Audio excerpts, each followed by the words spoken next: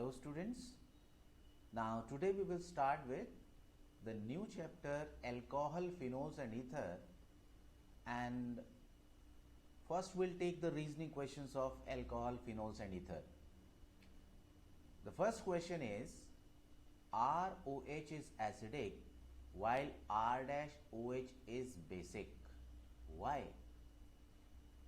हमें यहाँ डिस्कस करना है कि what is the nature of this R group which is making it acidic and what is the nature of this R dash group in the R dash OH which makes it basic. तो इसको समझने के लिए let us write this equation. ये ROH है.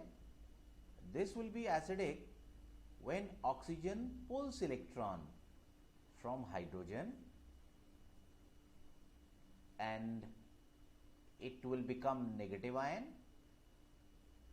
and thus this H plus ion will make the solution acidic. और ये forward reaction कब जाएगी? when the negative ion is stable. And when it will be stable? It will be stable when this negative charge will disperse, when this R will attract the electron. अगर R electron attracting group होगा तो उस case में ये जो negative ion है this will be stable and in the solution there will be H plus ions.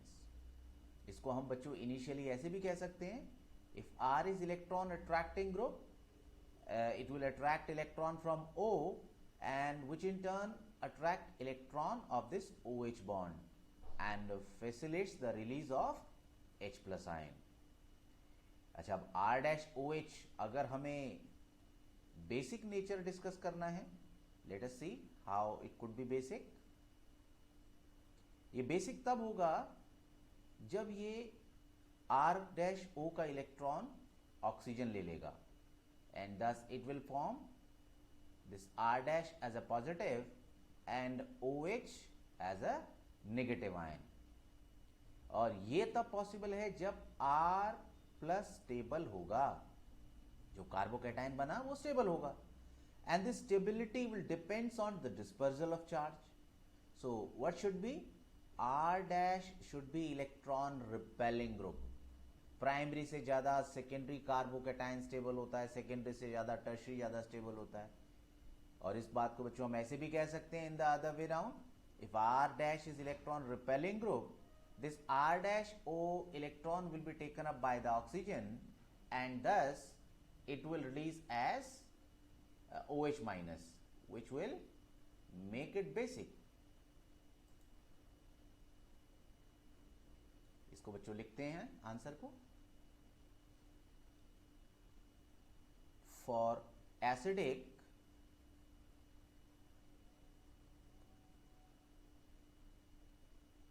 R of ROH should be electron attracting, right? Therefore RO minus formed will be stable, will be stable.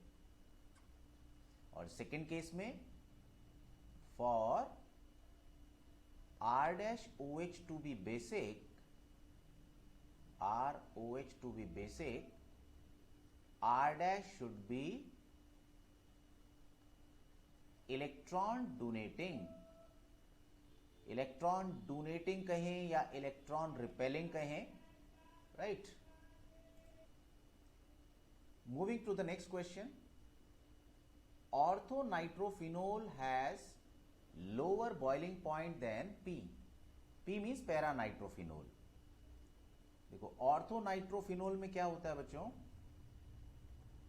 ये हमारा phenol है, ये nitro group है, this is very close to this hydroxyl group. जबकि para nitrophenol में ये जो hydroxyl group है और ये जो नाइट्रो ग्रुप है ये एक दूसरे से बहुत ज्यादा दूर हैं. They are opposite to each other. I have made here the second molecule of para nitrophenol. तो यहां बच्चों एक मॉलिक्यूल के H का पॉजिटिव दूसरे मॉलिक्यूल के O के नेगेटिव को अट्रैक्ट कर लेगा और इनके बीच में बन गया hydrogen bond. Such bonding will be between the different molecule. ऐसी बॉन्डिंग को कहते हैं intermolecular hydrogen bond. Intermolecular hydrogen bond. और बच्चों यहां पर जो नाइट्रो ग्रुप है वो इतना नजदीक है कि H का जो पॉजिटिव चार्ज है वो O के नेगेटिव को अट्रैक्ट करेगा and both the groups are of the same molecule. So here intramolecular within the same molecule bonding exists. This is intramolecular hydrogen bond. तो मॉलिक्यूल टू मॉलिक्यूल अट्रैक्शन कम रह जाएगा और molecule two molecule attraction कम होगा तो कम force से वो break हो जाएगा. जबकि यहां पर एक मॉलिक्यूल का दूसरे मॉलिक्यूल से स्ट्रॉन्ग अट्रैक्शन है. It has made intermolecular hydrogen bond. So this is the answer. So we can write because orthonitrophenol forms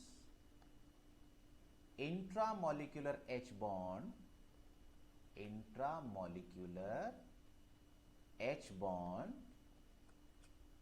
therefore little attraction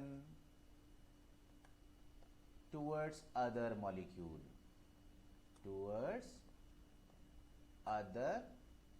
molecules. जबकि पैरानाइट्रोफिनोल में ऐसा क्यों नहीं होता? क्योंकि नाइट्रो ग्रुप दूर है. In paranitrophenol there exist intermolecular H bond. Intermolecular H bond between the discrete molecules. discrete मतलब अलग अलग molecules के बीच में bond बनना. तो this is the reason. Now move to the next question. Alcohols are more soluble in water. बच्चों solubility की condition आपने पढ़ी होगी like dissolve like. Polar solute polar solvent में घुलते हैं और non polar solute non polar solvent में घुलते हैं. यहां बच्चों मैंने एक एग्जांपल लिया हाइड्रोजन बॉन्डिंग का वाटर मॉलिक्यूल्स में. अगर अल्कोहल को इसके अंदर डिसॉल्व होना है तो अल्कोहल के मॉलिक्यूल्स को सफिशिएंटली पोलर होना पड़ेगा और ये पोलर होता है क्योंकि इसके पास हाइड्रोक्सिल ग्रुप है. This electronegative oxygen is connected to hydrogen. It can form hydrogen bond with water and will break the hydrogen bond which is already existing between the water molecule. इसकी वजह से उसके लैटिस में बच्चों adjust हो जाएगा और पकड़ बना लेगा, उसके अंदर डिसॉल्व हो जाएगा. Now let us right it. Alcohol molecule can form H bond with water. Therefore, it dissolves. जो ऑलरेडी एग्जिस्टिंग अट्रैक्शंस हैं वो ब्रेक हो जाएंगे और ये अपना नया हाइड्रोजन बॉन्ड का अट्रैक्शन बना लेगा. Now move to the next question. Orthonitrophenol is more acidic than orthomethoxyphenol.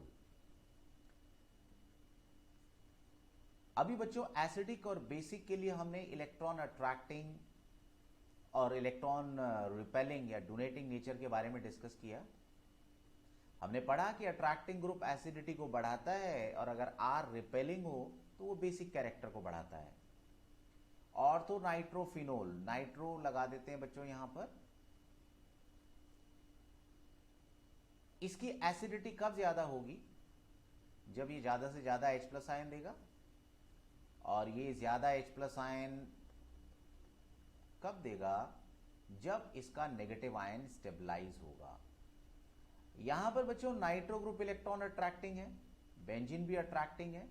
So as both are attracting group, they are making this negative ion stable.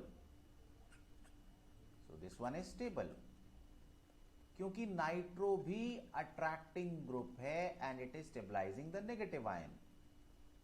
जबकि अगर यहां पर बच्चों मिथॉक्सी ग्रुप लगा हो तो ये तो बल्कि डोनेट करता है इलेक्ट्रॉन पेयर, ये नेगेटिव आयन को डीस्टेबलाइज करेगा. यहां पर OCH3 ग्रुप कैसा हो गया बच्चों? इलेक्ट्रॉन डोनेटिंग, रादर रेजोनेंस से करता है मगर डोनेट करता है. Therefore will make it unstable. ये कंपैरिजन में बात कही गई है.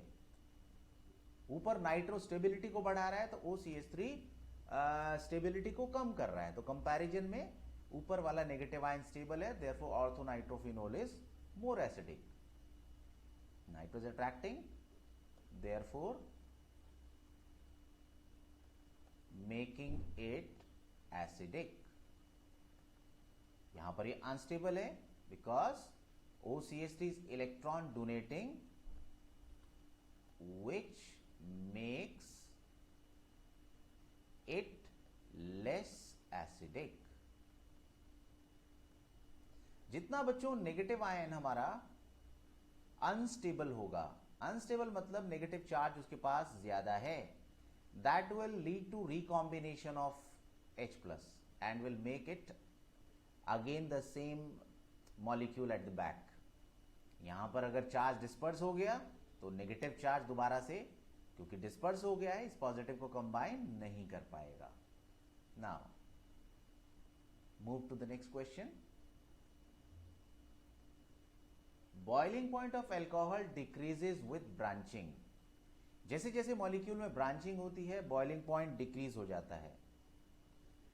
बच्चों बॉइलिंग पॉइंट पहला तो हाइड्रोजन बॉन्डिंग के ऊपर डिपेंड करता है, मगर यहां पर हमने कहा कि मॉलिक्यूलर मास का इंपैक्ट हम डिस्कस नहीं कर रहे, हमें ब्रांचिंग दिखानी है. Let us take the example of butane 1-ऑल. ये दूसरा एग्जांपल ले लिया बच्चों, butane 2-ऑल,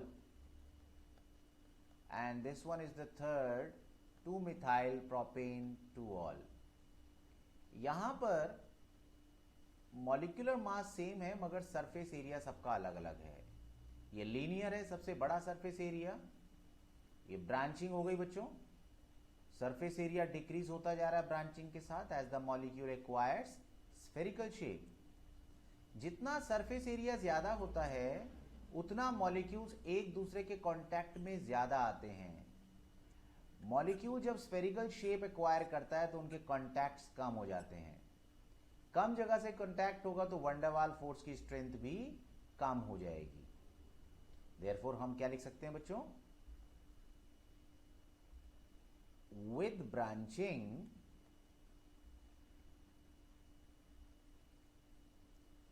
surface area decreases. Surface area decreases as molecule acquires